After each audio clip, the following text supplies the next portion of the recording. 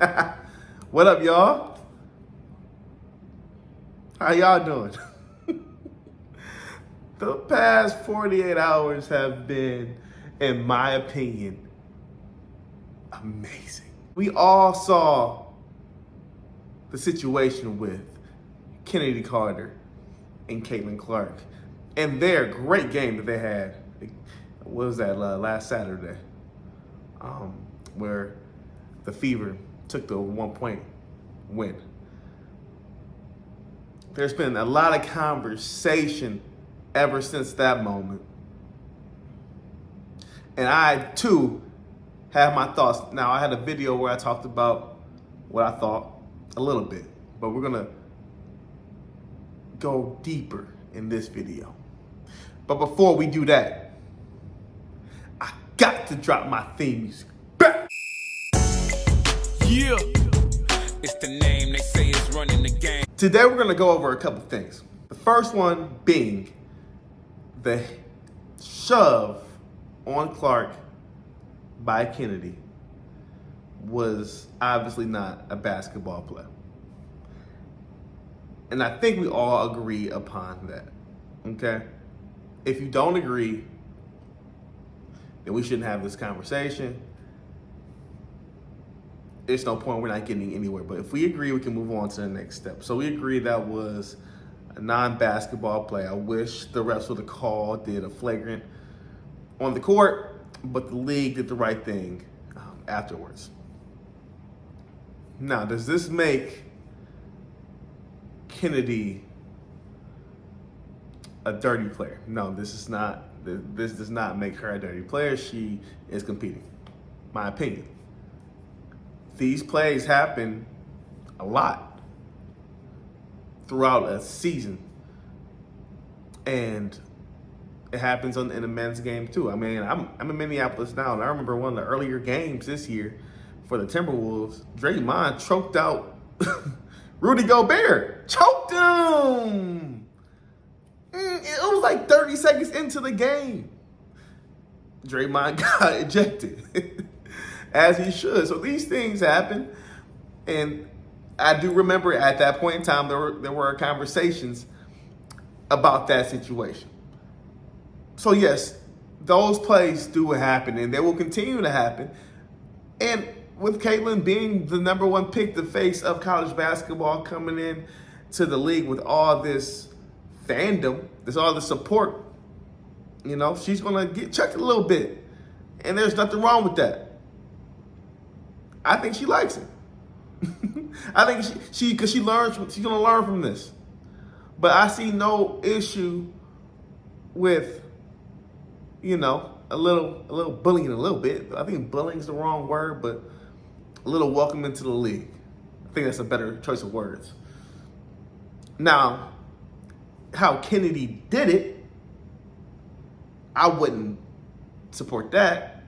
In basketball, and there's two sides of the ball. It's not like football where you play one side. If you have an issue, there's other ways you can get away with it without making it as obvious or after a made basket or even after a whistle. And the argument of she was talking mess, that's part of the game. Caitlin Clark was talking mess. That's a part of the game. That comes with it. Trash talk is a part of the basketball culture. You know, and it is also often used to get into someone's head for them to make a silly mistake. And I will call what Kennedy did a silly mistake. But she is a great, great player, and I think I don't want anyone to demonize her for that play. It's not like, you know, we still let Draymond get on podcasts, and he's on TNT doing a great job. He's incredible, doing media work. But Kennedy will be okay. Caitlin will be okay. Number two, yesterday on First Take, Monica McNutt did a great job. I thought doing a great job holding her on because she basically was jumped. It was 2-on-1. And I think Chiney Ebumike also has been speaking up and doing a great job herself, trying to educate fans. Here's my my thought process. Because I don't understand the beef a little bit, I guess. If you're, they keep saying that, oh, these new fans, they don't know anything. The new fans don't know anything. The new fans are creating these storylines that aren't true. The new fans. But here's the thing. The fans don't know.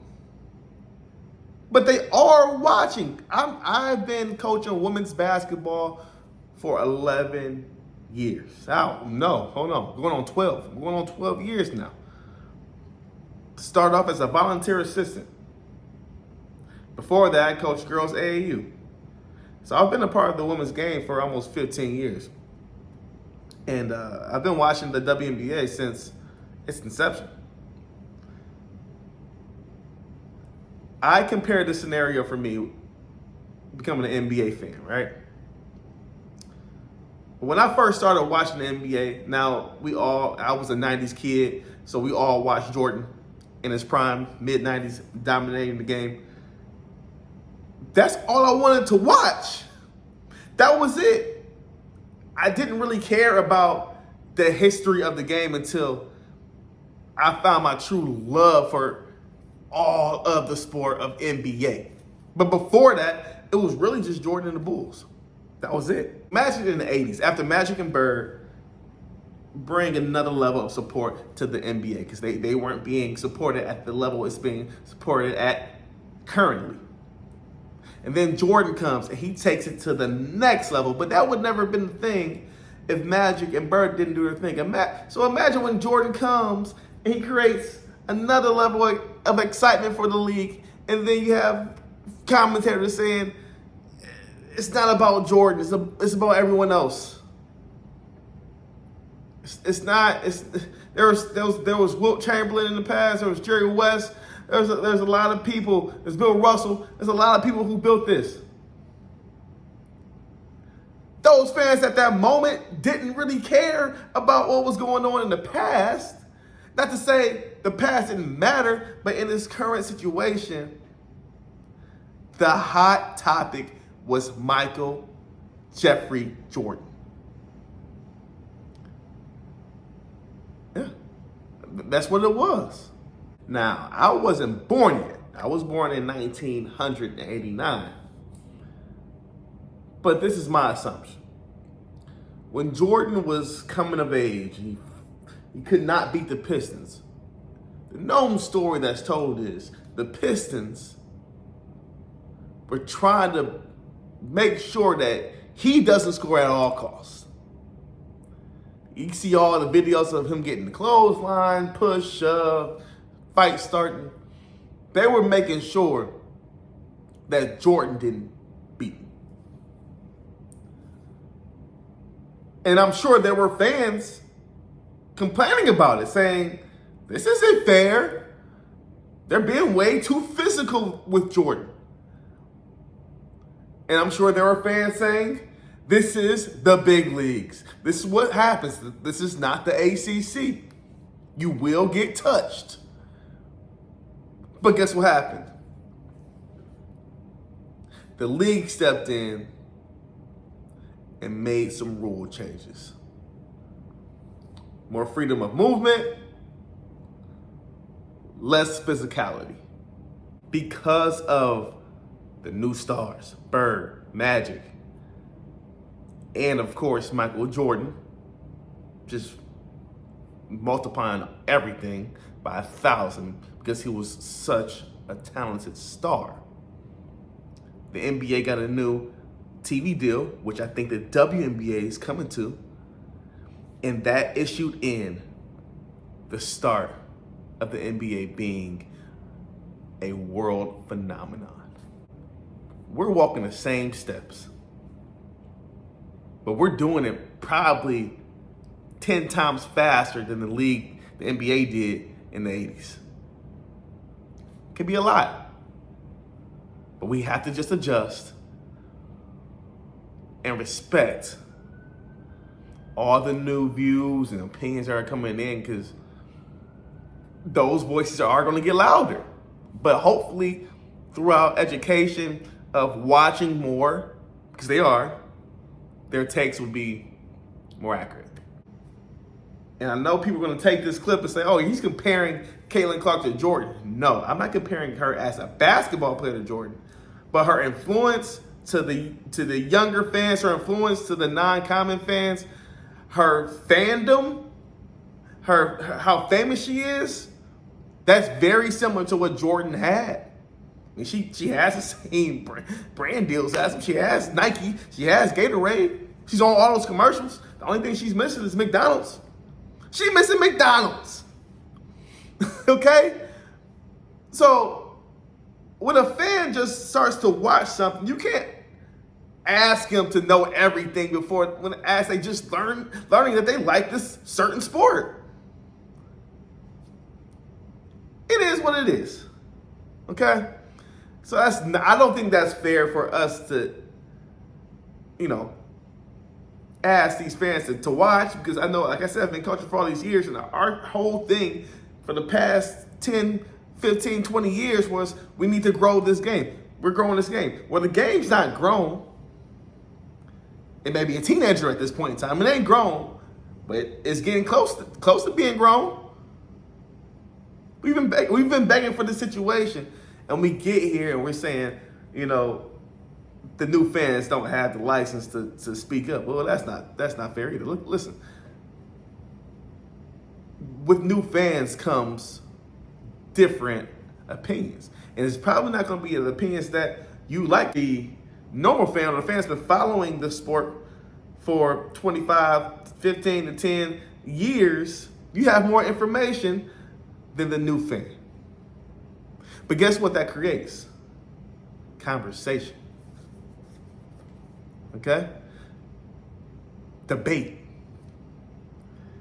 With conversation and debate, that means both sides are interested in a common theme. And in this situation, the common theme is the WNBA. Yesterday on First Take, they had a 30-minute segment on the W. This is what we want. And in all sports, we hear dumb takes. New fans are going to say things you're not going to like. Shoot, Gilbert Arenas played in the league. He just said Steph Curry isn't a transcending basketball player. Which I agree is not correct. I don't think that's correct. But I'm not going to fight over that, because whatever, he can have his opinion. The W's big enough now, starting to be, where that can happen. Where conversations, they can have these sub-conversations that really don't matter, because both sides are watching the product.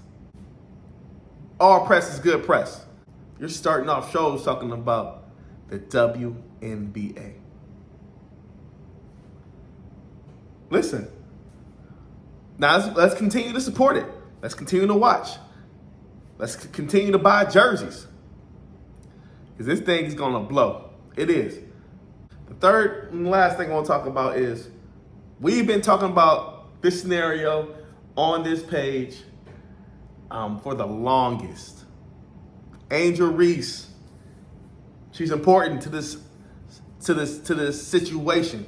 She's important because she understands her role. She said it in an interview. If I have to continue to play the bad guy, I will. I love it. We compared last year this to being like wrestling. You need a heel, you need a baby face, and we have those storylines of a good guy and a bad guy. They come, and people are going to see which side is going to win. So pick a side.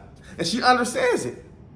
Everyone's not going to like her style, how she carries herself. Everyone's not going to like how Caitlin Clark moves, how she carries herself. But someone's going to pick a side, and when they meet up, it's going to be magic. Angel Reese is definitely a star. Angel Reese has definitely helped push this culture forward. But most of it is from Caitlin Clark. am I going to come out and say the whole league is jealous? I'm not saying that. But when they make terms about we need to know more about the history of the league or there are other players that are good too, or there's other players that helped move this women's basketball attention forward, that shows that you're kind of bothered about the name that keeps being thrown around, the one name. And I made this comparison before, but I think it went over your heads. Let me explain that a little bit more. One of the greatest R&B groups in history, New Edition, okay? New Edition lead singer was Ralph Tresvant, okay? If you listen to Candy Girl, that's Ralph, okay? That's Ralph. They sold a lot of records. And they had a lot of fans because of Ralph. But Ralph wasn't the most talented. See, New Edition broke up. When they broke up, they all created their own. You had Belle Biv DeVoe, Ronnie, Ricky, and Mike. You had Ralph Tresvant went solo, but it was Bobby Brown who was the most talented. He was the one that captivated the masses more because he had the hits. He was more versatile. He also was acting. The best player in the league is Asia Wilson. She'll be a Bobby Brown. Right now, but they're all in New Edition right now.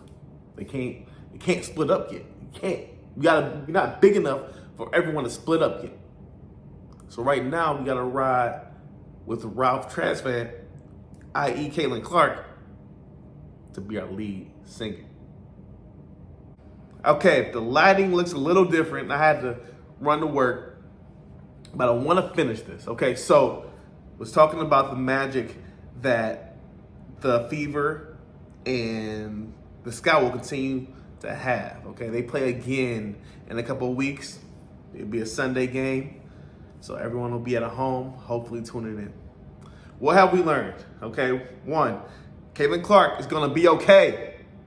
She's gonna be fine. Okay? Two, it's okay for the new fans to have opinions because these opinions spark conversation and hopefully they'll continue to watch to, better their argument or to be proven wrong. It's okay. And if the talking heads want to continue to talk about the WNBA, good or bad, people will be interested to see if they were wrong or their takes correct. Lastly, Angel Reese knows what she's doing.